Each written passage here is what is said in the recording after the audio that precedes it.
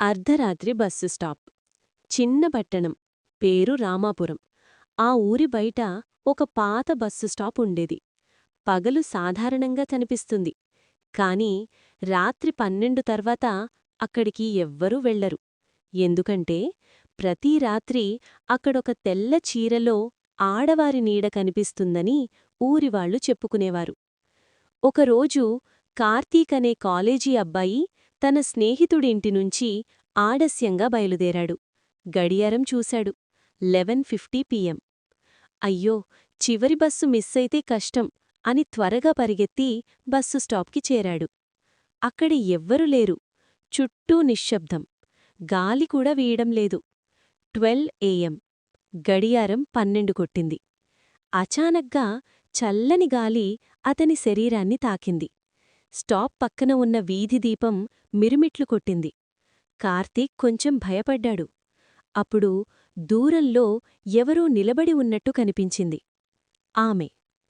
తెల్ల చీర, పొడవాటి జుట్టు, తల వంచి నిలబడి ఉంది. బస్సు కోసం వేచి చూస్తున్నారా అని కార్తీక్ అడిగాడు.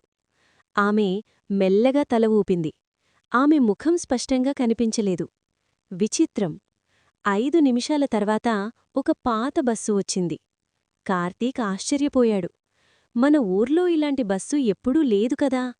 బస్సు తలుపు తానే తెరుచుకుంది. ఆమె ముందుగా ఎక్కింది. కార్తీక్ కూడా ఎక్కాడు. లోపల చూశాడు. ఎవరూ లేరు. డ్రైవర్ కూడా లేడు.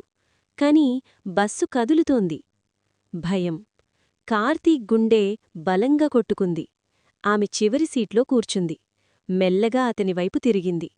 ఆమె కళ్ళు ఖాళీగా ఉన్నాయి. ముఖం తెల్లగా ఉంది.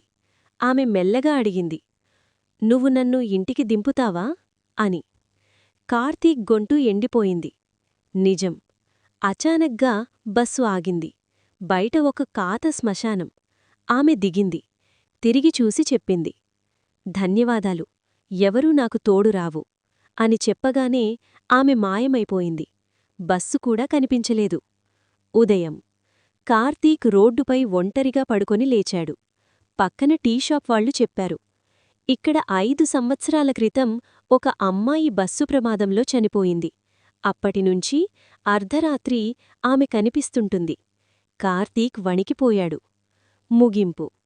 ఆ రోజునుంచి రాత్రి 12 తర్వాత కార్తీక్ ఎప్పుడూ బయటికి రాలేదు. కాని ఇప్పటికీ రామాపురం బస్సు స్టాప్ దగ్గర తెల్ల చీరలో ఎవరో నిలబడి ఉన్నట్టు చెబుతారు.